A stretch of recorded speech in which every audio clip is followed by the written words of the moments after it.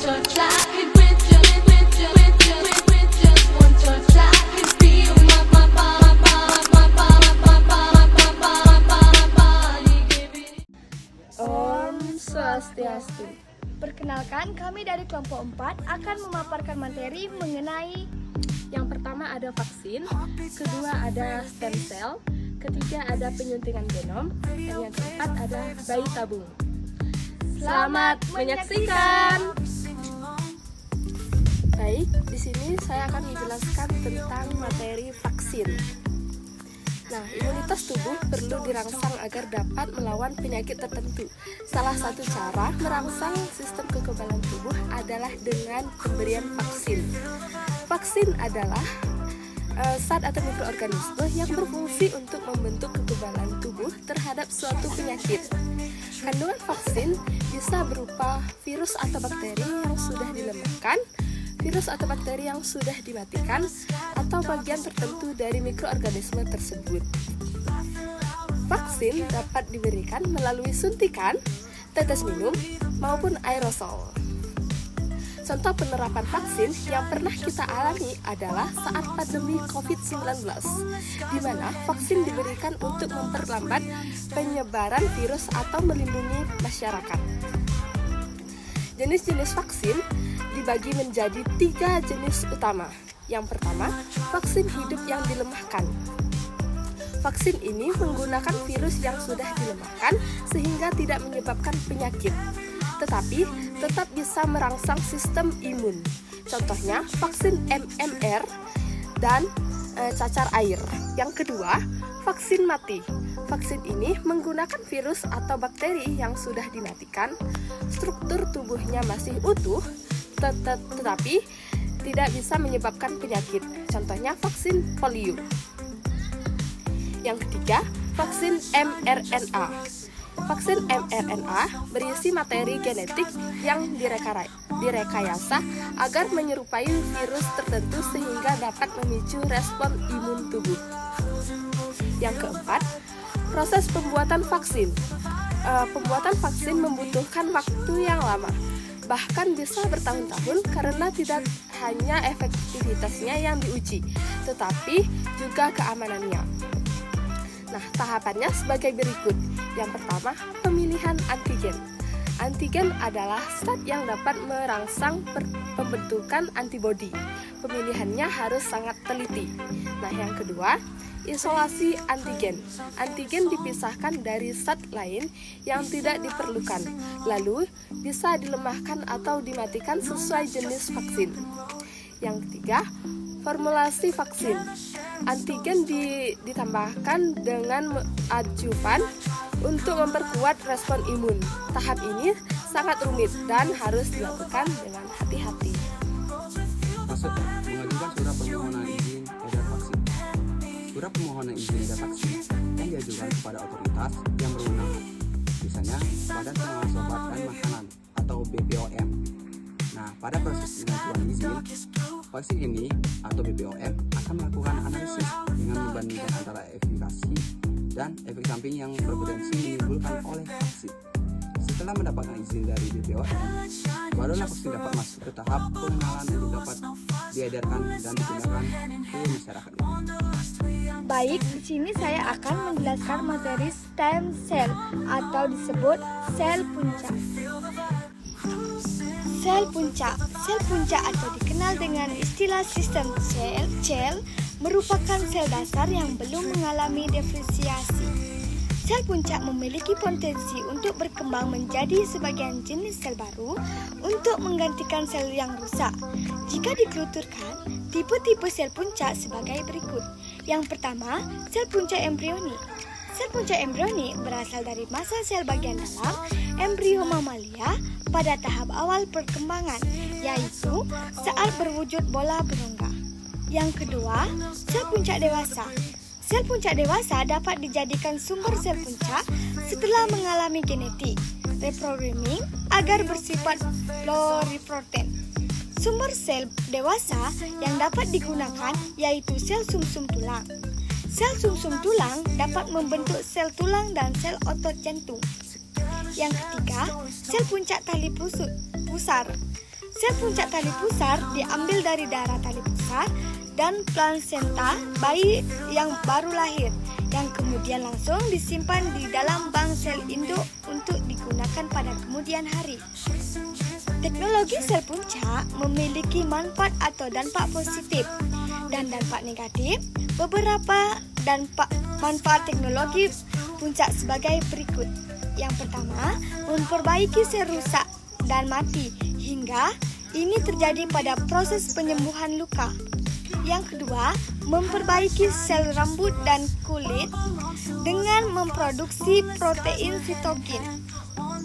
Yang ketiga, berdiferensiasi dan membelah diri menghasilkan sel baru yang akan menggantikan tugas yang mati sehingga dapat digunakan untuk menyembuhkan penyakit kardiovaskular seperti stroke dan jantung kronis.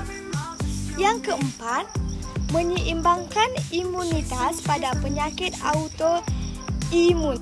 Baik, di sini saya akan menjelaskan tentang dampak negatifnya.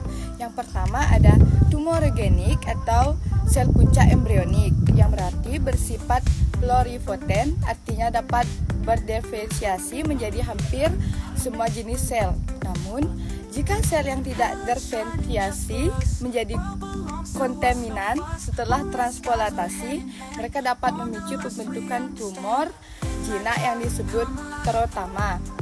Yang kedua ada alogenik, menggunakan sel alogenik atau berasal dari donor yang berbeda secara genetik, berpartisipasi menimbulkan reaksi penolakan oleh sistem kekebalan tubuh penerima yang merupakan tantangan dalam terapi sel puncak. Lalu, sel puncak dewasa, yaitu jumlahnya sedikit dan jarang ditemukan. Sel puncak dewasa sulit didapatkan dalam tubuh banyak karena jumlahnya yang sedikit dan jarang ditemukan pada jaringan dewasa. Yang kedua ada masa hidup terbatas. Masa hidup sel puncak dewasa tidak selama sel puncak embrionik, bersifat multifonten. Sel puncak dewasa bersifat multifonten yang berarti hanya dapat berkembang menjadi tipe sel tertentu yang spesifik untuk jaringan atau organ asalnya, sehingga diferensiasinya tidak seluas sel puncak embrionik yang bersifat pluripotent. Lalu yang terakhir sel puncak tali pusar. Ada penyakit genetik donor. Sel puncak yang berasal dari donor berpotensi menyebabkan penyakit genetik pada refisien yang mungkin baru muncul ketika refisien dewasa. Yang kedua ada jumlah sel terbatas. Jumlah sel puncak yang tersedia dari tali pusar terbatas. Jumlah sel yang dibutuhkan oleh resifisien berbanding lurus dengan usia, berat badan, dan status penyakit mereka. Sehingga seringkali jumlah yang tersedia dari donor tidak mencukupi kebutuhan resifisien. Baik, tadi sudah dijelaskan mengenai vaksin, sekarang saya akan menjelaskan mengenai penyuntikan genom. Berdasarkan perkembangan ilmu pengetahuan di bidang biologi dan kesehatan, maka dapat dirumuskan beberapa permasalahan. Yang pertama, bagaimana pengertian penyuntikan genom dan perannya dalam dunia medis? Yang kedua, bagaimana cara kerja teknologi CRISPR-Cas9 dalam memperbaiki DNA? Yang ketiga, mengapa penyuntikan genom penting dalam pengobatan berbagai penyakit? Yang keempat, apa saja manfaat yang dihasilkan dari penerapan penyuntikan genom? Dan yang terakhir, apa kelebihan serta risiko dalam penggunaan teknologi penyuntikan genom? Serta terdapat tujuan dari pembahasan materi ini. Yang pertama, mengetahui pengertian penyuntikan genom, dan yang kedua, memahami cara kerja CRISPR-Cas9. Yang ketiga, menjelaskan manfaat penyuntikan genom dalam bidang kesehatan. Dan yang keempat, mengetahui dampak positif dan negatif penggunaannya. Baik, kita masuk ke materi. Pengertian penyuntikan genom. Penyuntikan genom adalah teknologi yang digunakan untuk mengubah, memperbaiki, atau mengganti DNA makhluk hidup secara tepat dan terkontrol. Teknologi ini memungkinkan para ilmuwan untuk memperbaiki gen yang rusak, sehingga dapat mencegah atau mengobati penyakit genetik. Penyuntingan genom dapat dianalogikan seperti mengedit kesalahan pada sebuah teks di komputer, tetapi yang diedit adalah kode gen dalam tubuh. Dan selanjutnya, cara kerja CRISPR-Cas9. CRISPR-Cas9 merupakan alat penyuntingan gen yang paling banyak digunakan saat ini karena mudah, cepat, dan akurat. Cara kerjanya, RNA bertugas mencari gen yang bermasalah. Cas9 berfungsi sebagai gunting untuk memotong DNA.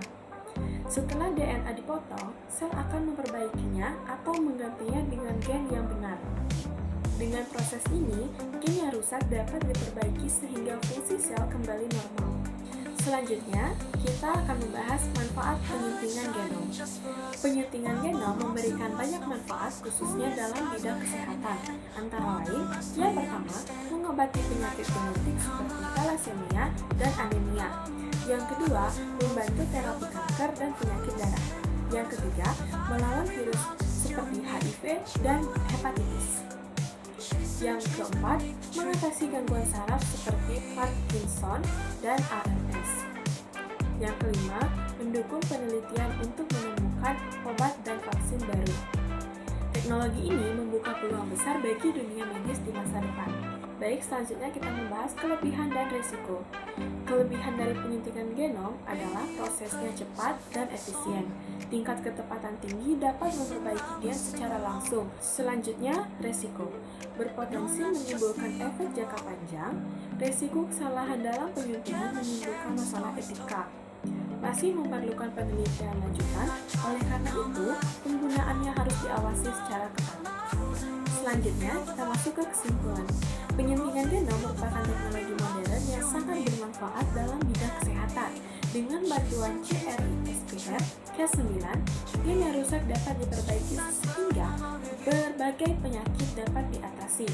Meskipun memiliki banyak kelebihan, teknologi ini tetap harus digunakan secara bijak agar tidak menimbulkan dampak negatif di masa depan.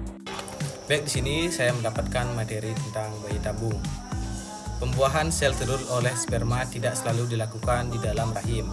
Perkembangan teknologi memungkinkan pembuahan sel gamet dilakukan di luar rahim, seperti di laboratorium yang dikondisikan. Proses ini biasa disebut dengan introvalitization atau bisa disebut dengan bayi tabung. Proses bayi tabung atau pembuahan ini menciptakan embrio calon bayi yang nantinya embrio dengan kualitas terbaik ditransfer ke dalam rahim agar bisa tumbuh dan berkembang.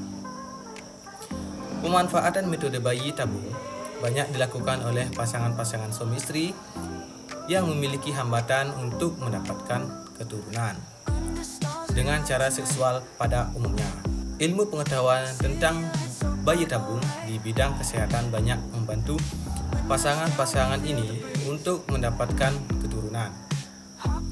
Banyak proses yang harus dilewati pada program bayi tabung. Waktu yang dibutuhkan untuk melakukan proses bayi tabung juga tergantung pada kondisi pasangan suami istri tersebut.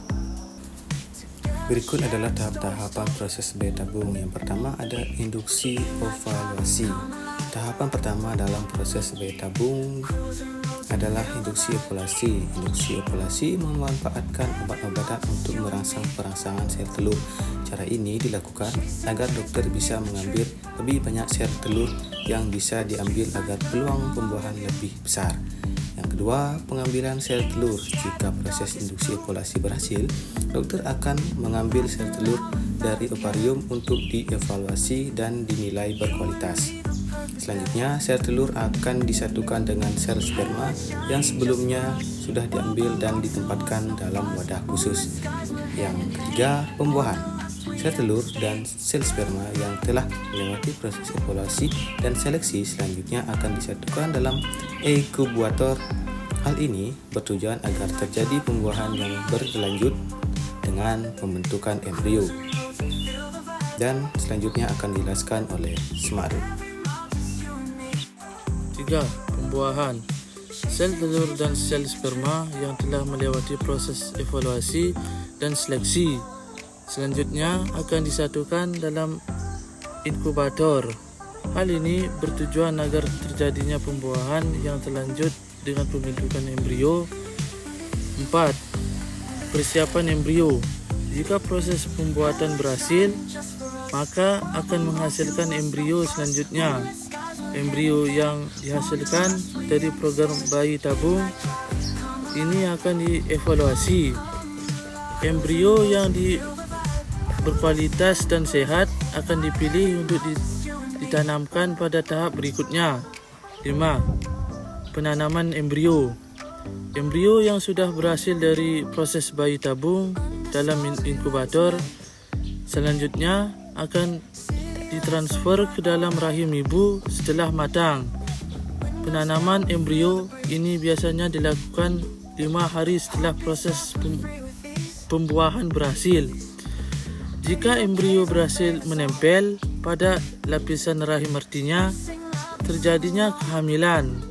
Selanjutnya, pasien harus melakukan pemeriksaan kandungan secara rutin untuk mengetahui perkembangan janin dalam rahim agar pembuahan bagus.